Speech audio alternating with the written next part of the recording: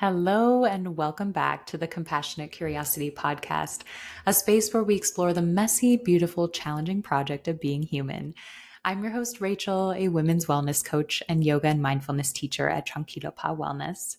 And my mission is to help women who feel stuck in cycles of stress, whether that's stress tied to their bodies, burnout, or emotional overwhelm, reclaim peace and self-trust so they can finally feel like themselves again.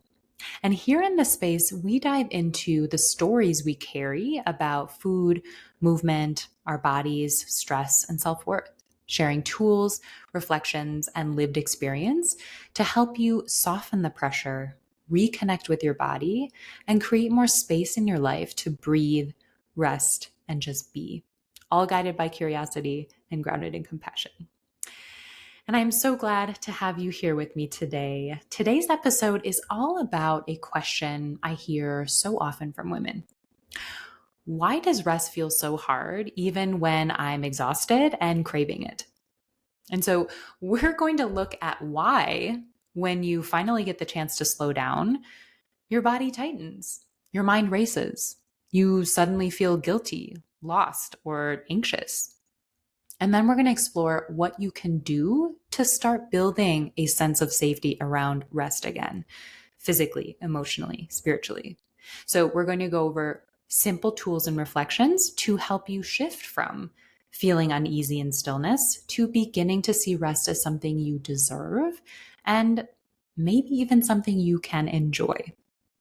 And so before we dive in, as always, I want to invite you to join me in a moment of grounding ourselves, to give ourselves permission to slow down, to breathe, and to drop into your body, to notice, to listen, to allow, and to just be.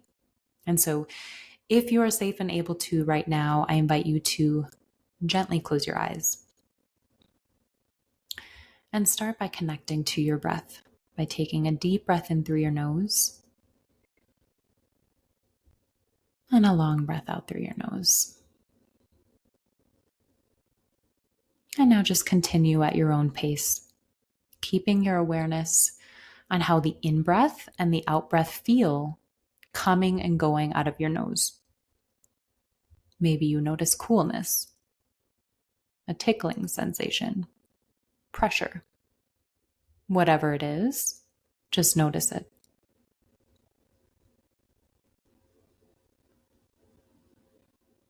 And if you notice your mind has wandered, as it tends to do, know that this is its familiar pattern. Accept that it has wandered and just gently come back to your breath.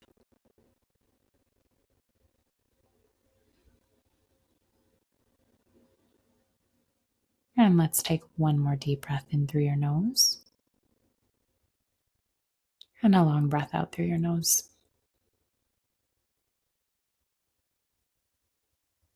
And when you're ready, gently opening your eyes again and coming back to this space.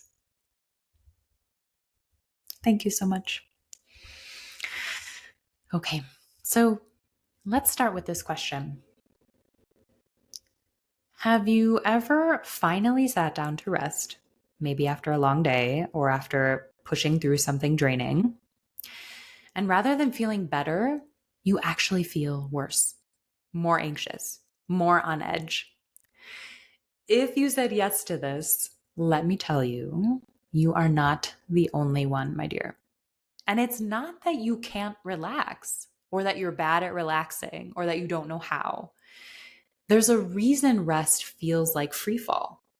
It asks you to let go when every part of you has learned to hold it all together, to grip tight, to stay in control in order to feel safe. And so one of the biggest reasons rest feels so hard has nothing to do with your character or willpower and everything to do with your nervous system. And so it makes sense that stillness feels uneasy for you if your nervous system has never had the chance to practice it. Let's bring in a concept called the Polyvagal Theory. And this was developed by Dr. Stephen Porges.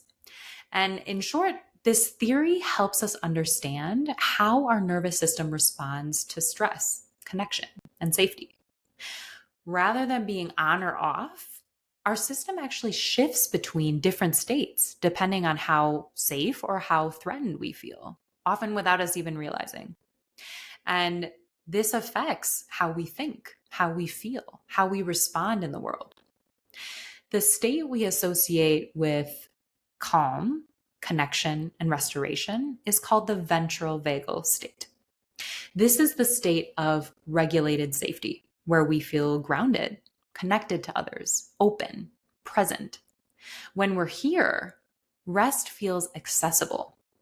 We can exhale. Our body isn't scanning for danger. We're able to be with ourselves instead of in defense mode. But if you've spent a lot of your life in a sympathetic state or fight or flight response, then dropping into stillness can feel threatening. The sympathetic state is your body's on alert mode. It's geared up to respond to a threat, whether that threat is real or perceived. You might feel wired, tense, restless, or like you're constantly bracing for something. And it can look like chronic busyness, racing thoughts, tension in the body, irritability, hyperproductivity, difficulty sleeping, or a sense that you always need to be doing something. And these are common in people who have experienced prolonged stress, high pressure environments, or unresolved trauma. So when you finally get a moment to slow down, your system might not interpret it as relief. Instead, it might say, wait, is it actually safe to let go, or do I need to stay on guard?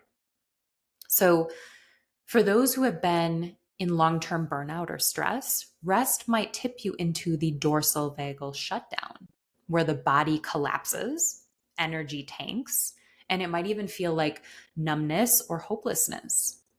This is the freeze state of the nervous system, where instead of mobilizing for action, the body shuts down to conserve energy and survive. You might feel heavy, totally checked out, emotionally flat, or deeply fatigued, even though you're technically resting. But this isn't restorative rest. It's a biological survival strategy. This response is especially common in those with a history of trauma, chronic stress, or long-term emotional suppression. So, whichever state you find yourself in, whether you're feeling wired and restless or totally shut down, it is not your fault. These are survival responses, and your body has been doing its best to protect you. It's not sabotaging you, it's keeping you alive the only way it knows how. And these patterns aren't signs of weakness, they're signs of adaptation. And awareness, as always, is the first step towards shifting them. And this awareness becomes even more powerful when we zoom out and look at the environment we've been living in. We live in a world that worships productivity. We're conditioned to believe that our worth is tied to what we do, how much we achieve, or how helpful we are to others. Maybe you heard messages growing up like, don't just sit around, be productive, there's always something to do. So, of course, rest feels foreign. Or even more, it feels dangerous or risky. So, let's actually take a minute here to define what rest is. And I want you to reflect, what comes to mind when you hear the word rest? Is it lying on the couch, sleeping, taking a vacation? I would say those are all definitely forms of rest, but they're not the whole picture. And so I want to offer here a more expansive, more inclusive definition, one that speaks to what rest feels like, not just what it looks like on the outside. So rest is anything that brings your nervous system into a state of ease, to shift from defense into safety. Anything that helps your body remember it's safe to slow down. So when we look through that lens, rest could be petting your dog, coloring, stretching, doodling, turning off notifications, laughing with a friend. It doesn't have to mean doing nothing. And it doesn't have to look like anyone else's version of rest either. What matters is that it helps your body shift out of defense and into a state of ease. So you get to discover what actually feels settling and restorative for you. One of my favorite thinkers on this is Tricia Hersey, who's the author of Rest is Resistance. And she writes, "Rest is a portal to healing. It is not a luxury. It is a human right." When we choose rest, we choose to reclaim something that has been taken from us. Our right to exist without constantly proving ourselves to be more than what we produce. And another question that can be helpful to ask yourself is, what do I believe rest says about me? Does it mean I'm lazy, falling behind? Does it make me feel purposeless or ashamed? That meaning might be the first thing that needs to be rewritten. Because if you've internalized the idea that rest equals laziness, failure, or worthlessness, then of course it's going to trigger discomfort. Rewriting that story isn't just about mindset. It's about creating safety in your body for a new way of being. And that starts with naming the belief, questioning where it came from, and then choosing a more compassionate truth. So before we get into the tools that help us do just that, let's take a moment to pause and ask, okay, how do you know when your nervous system is actually in a state of ease? Especially if you're not used to it or have rarely spent time there, it might feel hard to even imagine, yet alone identify what that state feels like. And that's completely okay. Many of us aren't even sure what ease feels like in the body because we've been in stress mode for so long. So rather than trying to figure it out in your head or expecting to recognize it right away, you can start by tuning into your body during moments that feel even a little bit calming or nourishing. And just start noticing what changes, even if it's the slightest thing. And in a bit, we'll talk about a simple tool that you can use to start tracking those moments of ease. And this tracking might be during everyday tasks, during small pauses, or after a kind interaction with someone. That's where you can begin to notice what's different in my body here. What softens? What settles? Maybe it's a deep breath that feels like it completely fills you up. Maybe your shoulders drop. Maybe you feel less tension in your chest. Maybe your eyebrows relax, or your thoughts slow just a little bit. Maybe you feel a sense of connection again to yourself, to the moment, to your breath. These small shifts might not feel like relaxation, and that's okay. They're still incredibly meaningful because these are the moments when your system is beginning to shift, however gently, toward a state of ease. And so this awareness helps you begin tuning into the subtle cues of safety and regulation. And this will look and feel different for everyone, but getting to know your own personal cues of safety and calm can help you start to recognize rest as a felt state, not just as a behavior. And it may feel unfamiliar or even unsettling at first. That's okay too. Again, that is because this is something new and your system may not fully recognize it yet as safe. It takes time to relearn what calm and ease feel like, especially if you've spent years in a state of alertness, urgency, overfunctioning. This is about slowly building a new relationship with what safety and restoration feel like for you.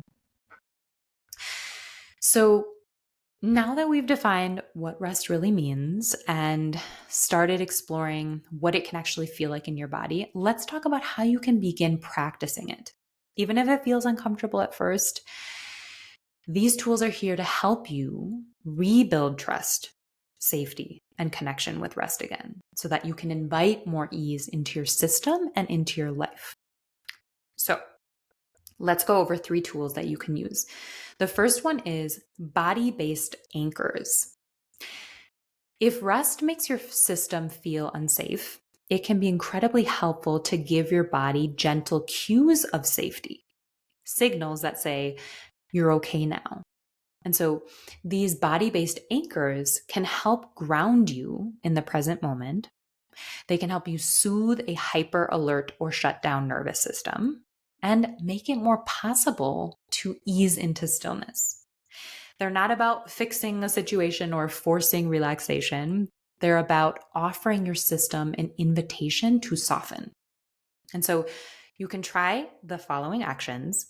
Each of them offer your body a sensory cue of safety, helping shift your nervous system out of defense and into a more grounded, regulated state. So you can try using a weighted blanket, placing your hand on your chest or belly, practicing box breathing, which is inhaling for 4, holding for 4, exhaling for 4, holding for 4, and repeating that. You can try humming softly, sighing intentionally, or making a gentle vibrating sound. These all activate the vagus nerve. Or you can try engaging with grounding textures, like holding something warm, something soft, something textured. These simple actions tap into the sensory pathways of your body and help bring your nervous system into a state where rest feels more accessible. So you can think of them as bridges between stress and calm, between survival and safety. Tool number 2 is the rest curiosity log. So rather than trying to decide what rest should look like, start collecting cues. Over the next few days, jot down moments, big or small, when you felt even a tiny bit more at ease, more connected, or less on edge. And ask yourself, what was I doing? How did my body feel? And what sensations or cues did I notice? With this one, you're not committing to anything, you're just getting curious. And maybe you already have an idea of 1 or 2 things that do help you feel that softness or groundedness. Make note of those too. Over time, you're going to start to notice patterns. And this isn't about building a perfect rest routine. It's about tuning in and starting to rebuild body trust from the inside out. And this tool helps you build a more personalized, body informed understanding of what rest feels like for you based on your experience, not on assumptions. And tool number 3 is the I'm allowed to reminder. One of the biggest blocks to rest isn't physical, as we've been exploring, right? It's mental. The internalized belief that rest must be earned or justified can keep your system in a low-grade state of tension. And so here is a simple but powerful practice that you can try. Start your day, or this could be during a moment of transition too, like getting into your car or sitting down to write an email, with an I'm allowed to reminder. So this could be, I'm allowed to slow down. I'm allowed to rest even if things aren't finished. I'm allowed to be gentle with myself today. Or any I'm allowed statement that resonates with you in your life. And you can write it on a sticky note, set it as a phone reminder or alarm, or whisper it to yourself when you're just waking up in the morning. The more you say it, the more your nervous system starts to believe it. Not because the words are magic, but because repetition creates familiarity. And familiarity is one of the core ingredients for safety. And neuroscience research shows that repeating affirming or calming language can help support neuroplasticity, which we've talked about in a few different episodes now, right? It's your brain and nervous system's ability to rewire themselves over time. So when your system starts to expect kindness rather than criticism, it gradually begins to release its grip on survival mode and opens up to rest. And so these reminders aren't fluff, right? They're counter messages to the productivity conditioning that tells you your worth is tied to doing. And over time, they begin to plant the seed that rest is not something you have to earn. It's something that's already yours, something your body is already worthy of. And it's also something your body needs to feel safe, whole, and connected. So Rest isn't a luxury or a prize for finishing your to-do list. It's a vital way to restore. It's a way back to your center. It's how you reconnect with who you are beneath all the doing. And so, as we wrap up here, to sum up, if rest feels hard for you, you are not failing. There's nothing wrong with you. It makes sense. It might be that your system simply hasn't had a chance to feel safe slowing down. And when you start creating those moments, even the tiny ones, it can feel unfamiliar, maybe even uncomfortable, right? But that discomfort isn't a sign that you're doing it wrong. It's a sign that you're trying something new. And again, you do not have to earn your right to rest. Your body already deserves it. And you don't have to start with long, quiet stretches of downtime. Start small, start safe, and let rest become something that you relearn one moment at a time. And so there you have it for today. If this resonated with you, I invite you to share it with someone who maybe needs the reminder that rest is not a weakness and that it's a powerful act of self-return, and send that love on over to them. And if you are loving the show, follow on Spotify so that you never miss an episode. And that also really helps others find this too. And if you are looking for a space to be supported in the process of unwinding stress and relearning what rest and ease can feel like, you are always welcome in the Compassionate Curiosity community. It's free to join, and it's a space where we explore these practices together. We reflect with compassion and support one another in this messiness of being human. And I would love to have you. So the link to do that will be in the show notes. And thank you so much for spending part of your day here with me today. And remember, you are doing better than you think. Be kind to yourself. You are worthy of that. And until next time, my dear, may you know you are not alone. I am here with you. May you be guided by curiosity and grounded in compassion, sending you love, light, and gratitude today and always.